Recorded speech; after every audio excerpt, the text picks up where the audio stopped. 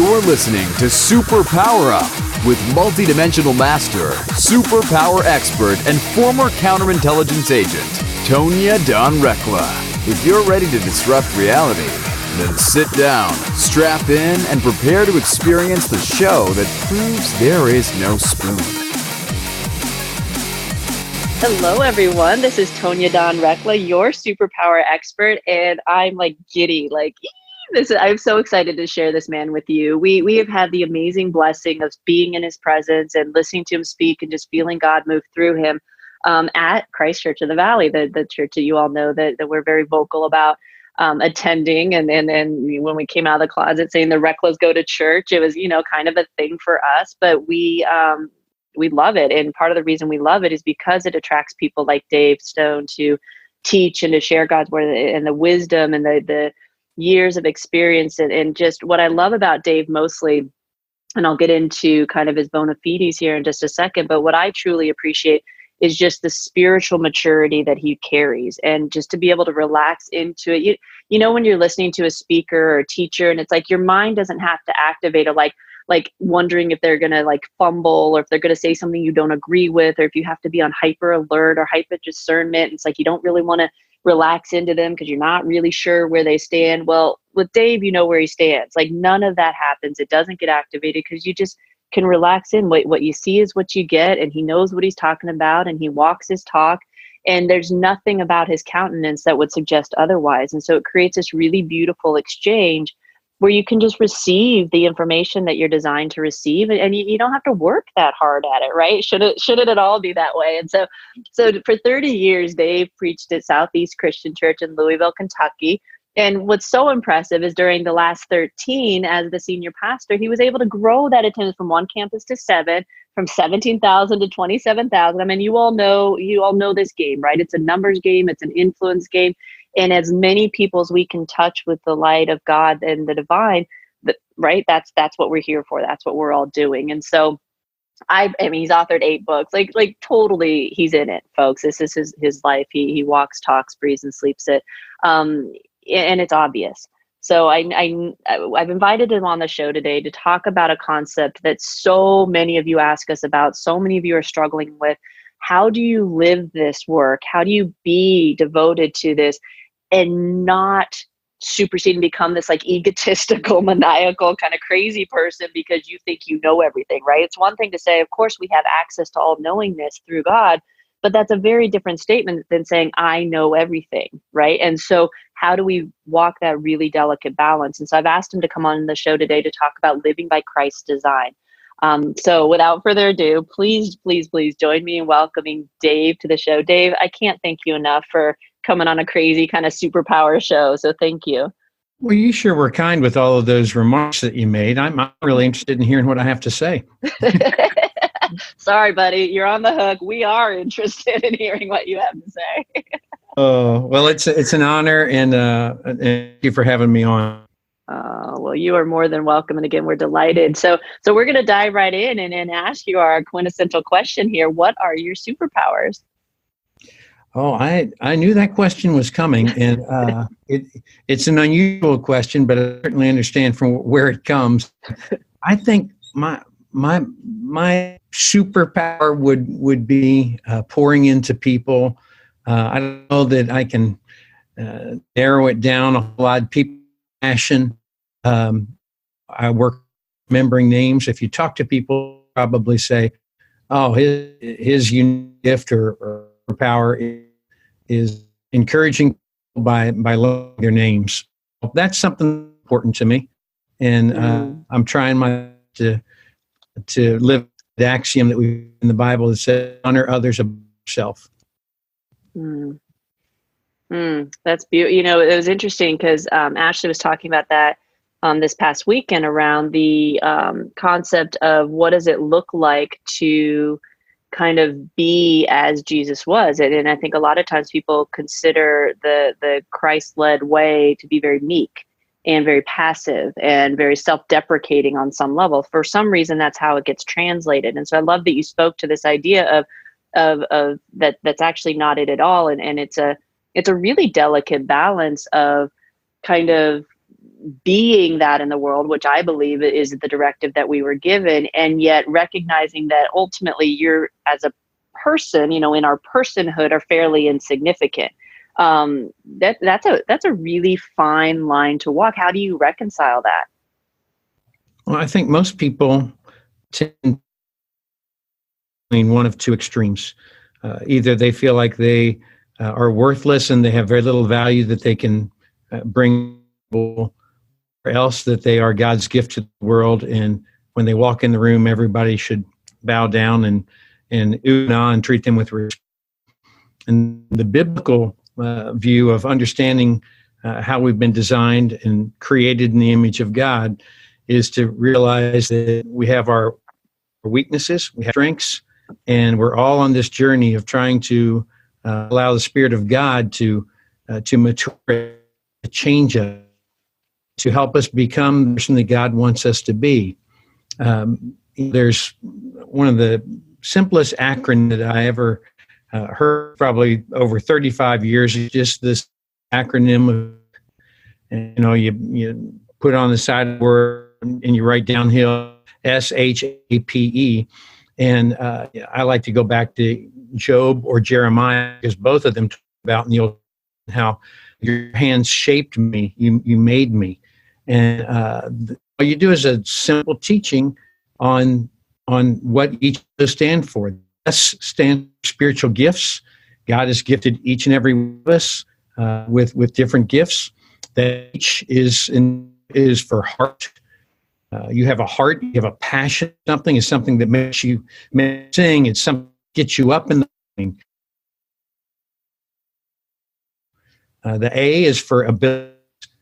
God's given each one of us natural abilities. They're innate. We didn't have any say in them. Maybe some maybe they're a great athlete. They have super hand-eye coordination, or they're good with gardening, whatever it might be. But it's some natural ability that they had little say in, but they've got it. And the P comes back to your personality and temperament. And we tend to think that, if I had that personality, or if I could be like this person, everything would be different. No, God gave you that personality for a reason. And then the E stands for experiences. And by that, I mean everything that you've gone through, your vocational experiences, your relational experiences, the good and bad, your spiritual life experiences that you've gone through. All of those things help to shape who it is that you are.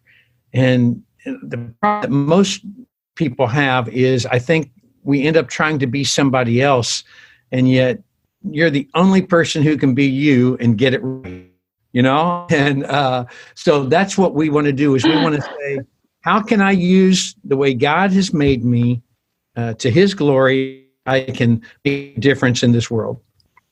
Beautiful. I love that. We're going to take a quick break, folks. So when we come back, Dave, I'm going to hit you up with the hard stuff, because I think that in a lot of the Christian interpretation, I'm not even going to say the doctrine, but in the interpretation of the material, there seems to be this kind of abdication component that comes in, because the discussion between the idea that we are saved with doing nothing and yet we're never good enough, and then to reconcile that, or let me reframe that, we don't deserve it, quote unquote, right? We're saved even before being deserving of it, somehow meshes then with the follow-on directives of being as Christ was in the world. And so we're going to hit that, folks, when we come back after this break. So you're not going to want to miss it. Before we cut to break, Dave, where can we send people to find out more about you? Yeah, most all my sermons from at least the last 5-7 years on the southeastchristian.org website, and you can just go to sermons, and you can look and find talks that I've given in recent years on that website. Beautiful. You can also hear a lot of his messages at the ccv.church site as well, because he's featured there so many times. Go to their messages also. So stick with us. We're going to be right back, folks. We're talking with Dave Stone today about living by Christ's design. We'll be right back. Hello, everyone. This is Tonya Dawn Recla, Executive Director of Superpower Experts, and we want to thank each of you for making Superpower Up the #1 podcast network for personal development and spiritual growth. Because people like you have the courage to say that mindfulness, healthy living, disrupting reality, the pursuit of consciousness, responsible entrepreneurship, and radical parenting matter, we now amass over 1 million downloads monthly in more than 90 countries. Our numbers keep growing because there are far more people willing to live divergently than mass media wants to acknowledge. For you, the change makers, the light bearers, the way showers, we say thank you. If you're ready to take the next step in your evolution, go now to superpowerexperts.com and take the Superpower Quiz. And as Neva Lee Recla, our youngest podcaster, likes to remind us, remember, we all have superpowers and we can change the world. Awesome. We're back. You're listening to the Superpower Up Podcast Network. This is Disrupt Reality with Tonya Dawn Recla. And today I'm talking with Dave Stone about living by Christ's design. And before the break, I outright stated, I was going to say alluded, but I was like, no, that's not even honest. I outright stated that we're going to come back and talk about how do we reconcile within ourselves this seemingly juxtaposed position of us being inherent sinners and unworthy on some level, undeserving of grace and what we're gifted, and having to do nothing for it, right, for salvation. And yet, like, how do we transition out of that into this idea of walking the world as a tool or as an aspect of the divine without going into ego, but also not staying in this like constant kind of idea of I'm not good enough, I'm not good enough. And I'm kind of laughing internally because it's kind of like, teaching kids about the purity of sex before, and waiting until marriage. But then it's like, at what point do you start talking to them about sex and just like expect that they know what's going to happen in a marriage, right? Like there has to be some sort of a transition from, we're the recipients, we're the children in the situation, we receive this beautiful gift, but then we have work to do. And we can't do that work if we're constantly relaxing into this, like, oh gosh, golly, I'm a sinner and I'm not worthy. Like there has to be a natural transition there in this kind of, I don't know, maybe I'm making it up. Maybe there doesn't have to be, but at least that was a big part of my journey. What are your thoughts on that? Yeah, that's great. It's a great question. It's a great thought that I think we all wrestle with at different times. And you remind me, there's a passage in the Apostle Paul talks about in Ephesians in the 2nd chapter. He talks about how it's by grace that you have been saved through faith, and this isn't from yourselves, it's the gift of God. And so, yes, there's that part that's, okay, we don't have to do anything. We're saved by God's grace. We have to present ourselves as a candidate, and we have to put our trust wholeheartedly in Him. But there's that, somebody described it by saying, we don't have to do anything, but we have to give everything. In other words, we make ourselves available. One of the coolest ways I can understand it is it's a simple fact that that's what makes Christianity so different than a variety of world religions, is because in some ways it doesn't make sense. It doesn't make sense for a perfect God to allow His Son to die a death on our behalf. People would say, well, that's gruesome. That makes no sense at all. And yet it's the height of unconditional love. If you want to get at me, then take a shot at one of my daughters or at my son. And for God the Father to watch God the Son give His life reminds us that you can't one up that, right? I mean, so that's as high as you can get on the unconditional love meter, and that's why Jesus says, greater love has no one than this, and to lay down their life, for a friend.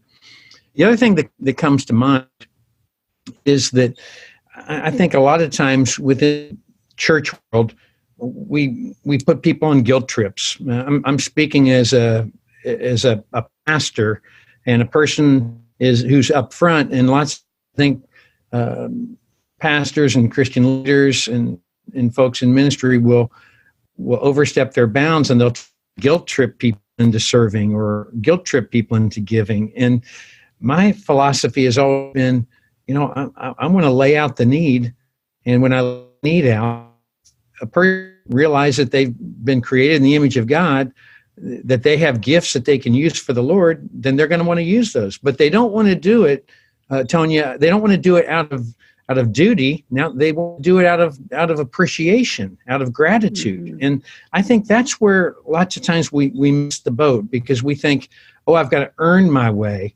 I've got to earn my way, and we think it's do. I've got to do this and do that.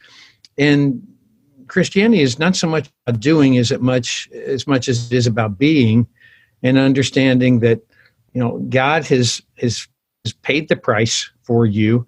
Now, out of appreciation and love for what he's done, you want to serve. And so you choose to go to a house of worship. You choose to get in God's word. You choose to talk with him on a regular basis. Why? Because you want to build that relationship with him. And that's the motivation, rather than I have to do this. Instead, it's I get to do this. It's a beautiful distinction. Although, Dave, I'm going to warn you, I may be really tempted to quote you in saying that the difference between Christianity and other world religions is that it doesn't make any sense. Well, I heard you laughing. No, it's on recording. It's there. I kept my focus.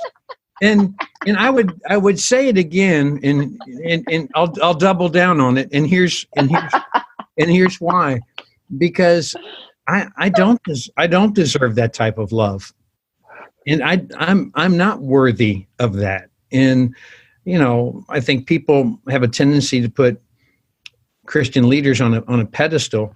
I remember back years ago when I was a kid, and Jim Bakker had his kind of fall from grace with the PTL scandal. You're too young to know about this, Tonya, but someone was interviewed, one of his supporters was interviewed afterwards, and this is what they said. They said, perhaps if we had not put him on a pedestal so high, he would not have had so far to have fallen. And I think we have to be careful that those who are trying to guide us spiritually, we need to see that they are men and women with feet of clay, and they are imperfect, and they will make mistakes, as you alluded to earlier. But, we want people to be looking to the Lord rather than to the leader. Well, yes. And where people, I think, tend to get caught up in this is, and I had somebody not so gently within our organization early on say the words to me, and they said, listen, nobody's going to follow you if they think it's miserable. And so there is a component of speaking to the benefits, right? Speaking to it. You and I were kind of joking beforehand. I said, resistance used to be futile. Now it's just downright painful, right? Because when you can see the alternative, when you follow God's path, when you even open up to that at all, like you see the juxtaposition, and it's like, it's not a matter of, are you willing to give up everything? It's like at a certain point, you have no choice, because as you continue on this journey, at some point you have to come face to face with the fact that if you're not, then you're just being stubborn. Like there's really a point of no return where we call it just being lazy in our house, right? We study businesses, we study philosophies and how people look at things. We homeschool. So, our 10-year-old is well versed in this stuff. And it's like, when you just kind of throw stuff out there without regard for the consequences, that it's lazy. And our organization is committed to not engaging in lazy marketing tactics, right? For those of you entrepreneurs out there, to have like a 1% to 10% open rate on your emails is not acceptable. It means that you're not saying the right things to the right people in the right way. Like you have a responsibility to do that. Now let's look at that as a leader, whether it's a lay leader, whether it's a church leader, like it doesn't really matter. At the end of the day, we're obligated to say, no, it's worth it, right? Well, how can it be worth it if we continue to sink into this notion of we're not worthy and we're sinners? And it's like, yeah, we get that. We are that for sure. That's the personhood. Yet we are called to be as Christ was, right? The whole greater things in these you also shall do. Well, we can't do those if we're constantly reminding ourselves of how horrible we are. And unfortunately, that's how the ego receives it, right? Because it's a direct hit to the ego. I love listening to people listen to the song like More of You and Less of Me, right? And you can tell where people are at in their growth because the immediate ego response is like, whoa, whoa, whoa, whoa, whoa, wait, what about me? What about me? Like, I'm the one doing the work. I'm the one here. I'm the one whose face and name are on that. And there is this, like, when you flip to the other side, you can see it clearly. But I contend that prior to that threshold, it makes literally no sense. To your point, it's illogical. And then so how do you be and know yourself as everything and all things and having access to that as an aspect of the divine, as God's child, and yet walk this world in a very fallible meat suit? Yeah. That's a challenge, right? And I think we have to talk about that candidly, because we've got some very, very confused pastors, spiritual leaders, lay leaders who are trying to do the right thing. And yet every time it's like I told you, like, are we Christian enough? Are we woo-woo enough? Are we spiritual enough? Are we, who are we offending today? And it's like, how do you walk that line and say, look, I get it, but it is possible to hold all of those contradictions and still walk God's path? I totally agree with you, because there's that fine line. And Billy Graham used to say, when I look at myself, I think, oh, what a terrible sinner. When I look at the Lord, I think, oh, what a great Savior. And he always had that balance of, listen, I recognize and realize the difference that the Lord has made in my life. But if we spend all of our time talking about, oh, what a terrible sinner I am, then we've missed the point of what Christianity is all about. Because Christianity is about the transformation, the life change that can take place when a person really gets on fire and sold out. So when you're talking on your broadcasts or podcasts to entrepreneurs and being totally sold out to getting a product launched or a podcast begun, whatever it might be, or a company started, I mean, you got to eat, drink, and sleep that. And that's no different than what Christ talks about in I think it's Revelation 3, when he talks to the church in Laodicea, and he says, hey, he says, I wish that you were hot or cold, but because you're lukewarm, you make me sick to my stomach. And so we have to understand that, okay, he has more respect for the person that doesn't just play at faith issues, but that truly says, I'm not there yet. His strongest rebukes all throughout the Bible were with the Pharisees, with the people who were the religious leaders. And it was because of the way they did things to, it was a selfie society back then. They just didn't have selfie sticks and cell phones. But these dudes were all impressed with how they looked spiritual and their robes and how religious they were. And here's the Son of God saying, that's not the people that you want to imitate. And so if you are a leader in your church, or you see yourself as helping people grow spiritually, please understand you will never lead them anywhere if you are pursuing pride over humility. God opposes the proud, but he gives grace to the humble. And when you choose to advance your own agenda rather than his, you are placing yourself in opposition to the God of the universe. And there is that magical moment, though, that when, they talked about it at one point in church, and I was really appreciative, because I've had the experience many times when we get called in to do the really uncomfortable stuff, to hold solidly to a position, not out of ego, not out of defense, but out of absolute truth, and to raise that mirror so others can see what the consequences are of the choices that they are making. That is a very, very heady place to find yourself in if you are not prepared. If you haven't given up everything, I'm going to just start crying. If you haven't given up every ounce of every cell of your body, when those moments hit, it destroys you. And so I know some of you are feeling that pain, and I know you're standing on that threshold, and you're wondering, is it safe to give all this up? And all I can tell you is what is not safe is to stand on that threshold.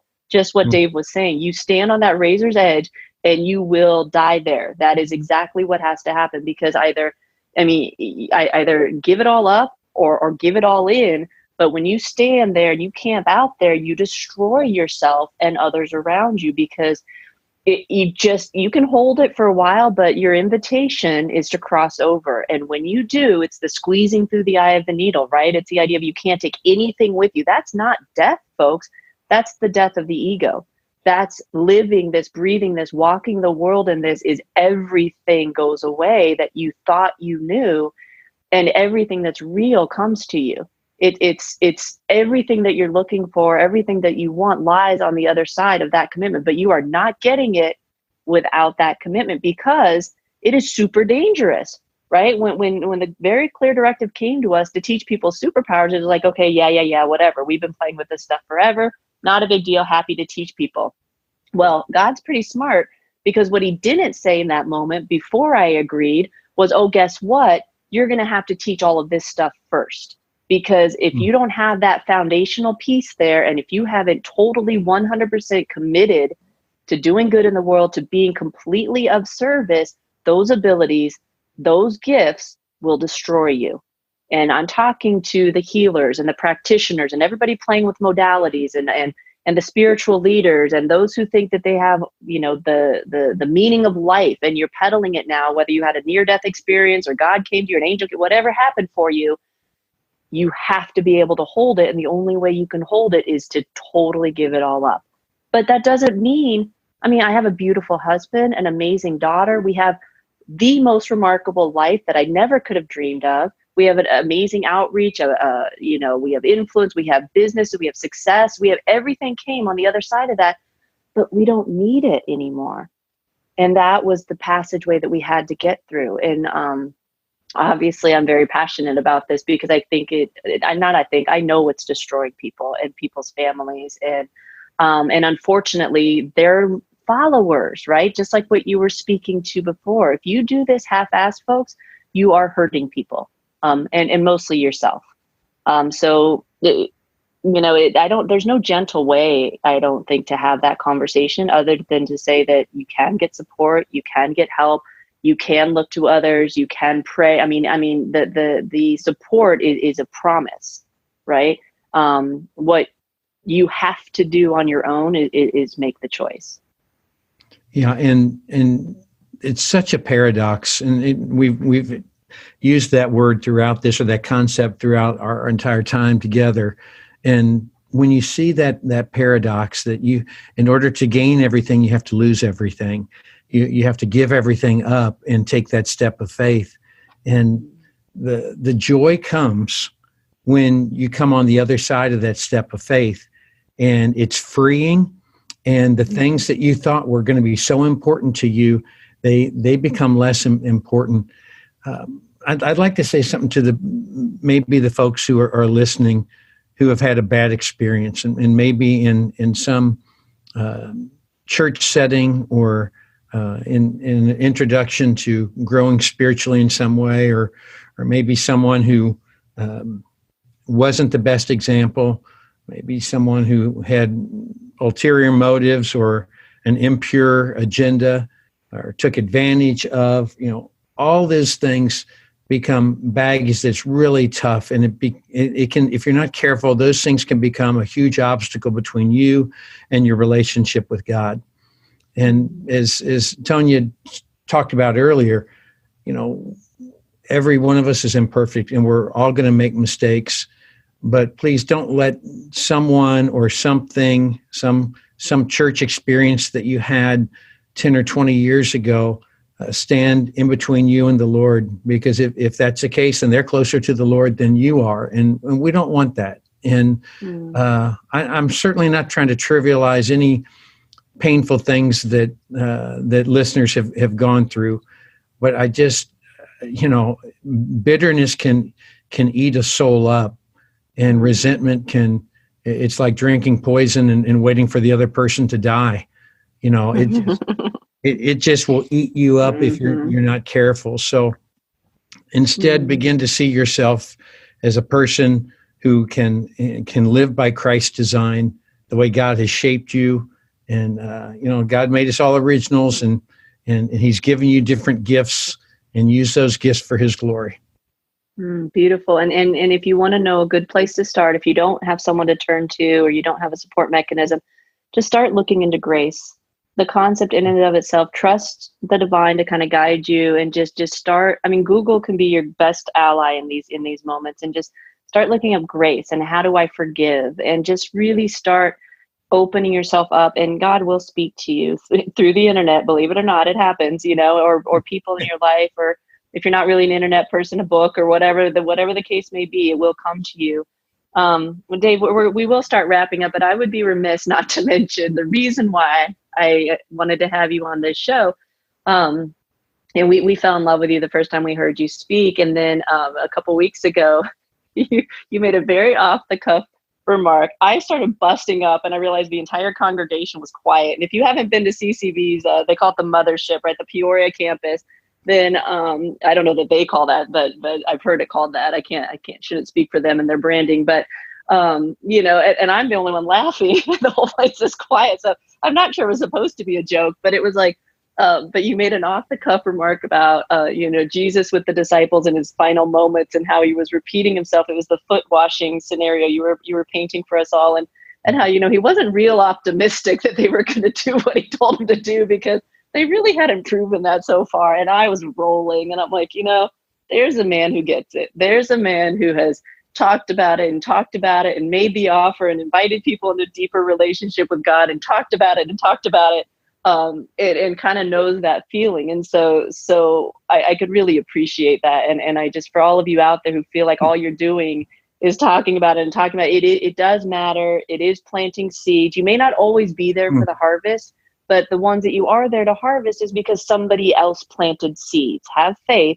that if that person's sitting in front of you and you feel called to speak with them, there's a reason for it. You may never know the reason, but just keep at it. And so it's like, Christ knew what he was doing, and here we are 2,000 years later. So, have some faith in it.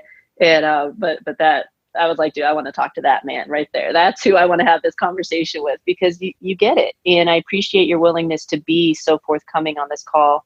On this show. And, I just can't say enough. So if you want to know more about Dave, go to secc.org, ccv.church. He's got sermons and messages on all of those. Come watch him, come see, find out when he's going to be talking, and come be in his presence, because he's generous with his nature. And he's a great conduit for your own growth and development through God, through the divine. Dave, thank you so much for the dialogue, and I hope you'll come back on the show at some point in time. But regardless, know that we adore you, and we appreciate your courage and the path that you're walking, and the model that you set for all of us. So thank you. No, thanks so much for having me on, Tonya. I really, really appreciate it. Beautiful. And to all you out there, as always, go forth, uncover your superpowers, and change the world. Take care, everyone. We love you all. Are you ready to discover your superpowers? Go now to superpowerexperts.com and take the superpower quiz today.